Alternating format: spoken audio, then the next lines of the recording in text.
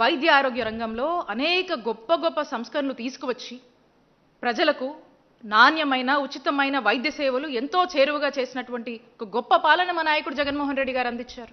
నాడు నేడు అని చెప్పేసి 17,000 కోట్లు ఖర్చు చేస్తూ హాస్పిటల్స్ అన్నింటినీ కూడా రివాంప్ చేసి వాటి యొక్క రూపురేఖలు మార్చారు.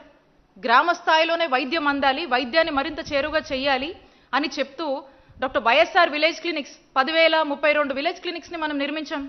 సిహెచ్సిలు అయితేనేమి, అర్బన్ యూపీహెచ్సిస్ అయితేనేమి, urban primary health care centres అయితేనేమి, హాస్పిటల్స్ అయితేనేమి, మెడికల్ కాలేజెస్ అయితేనేమి, ఉన్నటువంటి గవర్నమెంట్ హాస్పిటల్స్ని కూడా రినోవేట్ చేయడం అయితేనేమి, ఇలా అన్నిటినీ కూడా వాటి యొక్క రూపురేఖలు మారుస్తూ సర్టెన్ స్టాండర్డ్స్ పెంచుతూ చక్కగా ఇన్ఫ్రాస్ట్రక్చర్ ఫెసిలిటీసు, డాక్టరు, అక్కడ మందులు అన్నీ అందుబాటులో ఉంచి గవర్నమెంట్ హాస్పిటల్ మీద ఉన్నటువంటి అభిప్రాయాన్ని మార్చి గవర్నమెంట్ హాస్పిటల్ మీద నమ్మకాన్ని ప్రజల్లో నింపినటువంటి పాలనగా జగన్మోహన్ రెడ్డి గారు చక్కటి పాలన, చక్కటి సంస్కరణలు తీసుకొచ్చి ముందుకు వెళ్ళారు.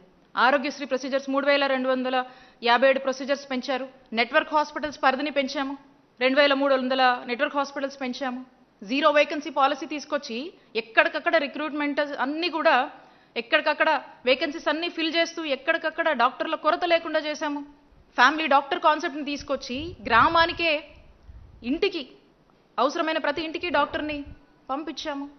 సూపర్ స్పెషాలిటీ వైద్య సేవలు జగనన్న ఆరోగ్య సురక్ష అని చెప్పి సూపర్ స్పెషాలిటీ డాక్టర్ని ఆ ఊర్లోకి పంపించి వైద్య సేవలు అందించాము.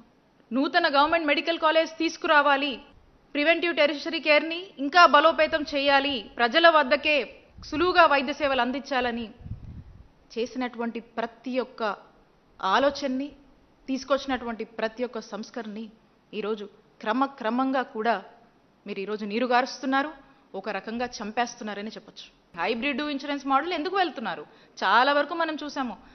మన దేశంలో అనేక స్టేట్స్ ఈ మాడ్యూల్స్ని అడాప్ట్ చేసుకొని ఇంప్లిమెంట్ చేసి ఇదొక ఫెయిల్యూర్ మోడల్ అని చెప్పి మళ్ళా ట్రస్ట్ మాడ్యూల్లోనే రన్ చేస్తున్నటువంటి అనేక ఎగ్జాంపుల్స్ ఉన్నాయి. This is a failure model.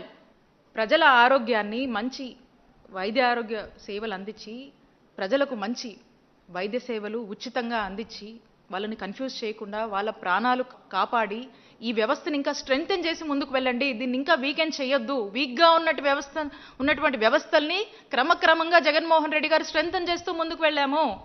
దీన్ని ఇంకా వీకెండ్ చేయొద్దు, బలహీనపరచొద్దు, చంపొద్దు. ఇప్పుడున్నటువంటి ఆరోగ్యశ్రీ పద్ధతి ఇట్స్ ద బెస్ట్ మాడ్యూల్. ఇక్కడ పుట్టినటువంటి ఆరోగ్యశ్రీ ప్రోగ్రామ్, ఈ ఆరోగ్యశ్రీ ట్రస్ట్ నుంచి ఆరిజిన్ అయినటువంటి ఈ పథకం దేశంలోని అనేక రాష్ట్రాలు ఆదర్శంగా తీసుకొని ఇంప్లిమెంట్ చేస్తున్నాయి. మనం వెనక్కిపోవడం ఏంటి? ఎందుకు దీన్ని? ఎందుకంటే కేవలం ఇందాక చెప్పాను కదా, వైఎస్ఆర్ గారికి అలాగే జగన్మోహన్ రెడ్డి గారి పేరు ప్రజల్లో ఎప్పుడు చిరస్థాయిగా మిగిలిపోతుంది. దీన్ని చెరిపాయాలనేటువంటి ఒక ప్రయత్నం, అలాగే దీనివల్ల సొమ్ము చేసుకోవాలనేటువంటి ఒక ప్రయత్నం మనకు స్పష్టంగా అర్థమవుతా ఉంది. ప్రతి ఒక్కరిని 120 ఏళ్ళు బతికిస్తాడంట చంద్రబాబు నాయుడు గారు. ఆయన చెప్తున్నారు ఏమని, 120 ఏళ్ళు నేను బతికిస్తాను, బిల్ గేట్స్ ఫౌండేషన్తో కలిసి ఒక సంజీవన్ నేను తీసుకొస్తాను, ఆ సంజీవన్ వల్ల ఈ రాష్ట్ర ప్రజలందరూ కూడా 120 సంవత్సరాలు బతుకుతారని చెప్పి మరి చంద్రబాబు నాయుడు గారు మాట్లాడుతూ ఉన్నారు. ఈ ప్రైవేటైజేషన్లో మీరు వేస్తున్నటువంటి అడుగులు, తీసుకున్నటువంటి ఆలోచనని ఖచ్చితంగా మేము రద్దు చేస్తాము. మళ్ళా తిరిగి గవర్నమెంట్లోనే వీటిని కొనసాగించి ప్రజలకు మేలు చేస్తాము, మెరుగైన వైద్య సేవలు అందిస్తామని తెలియజేసుకుంటున్నాం.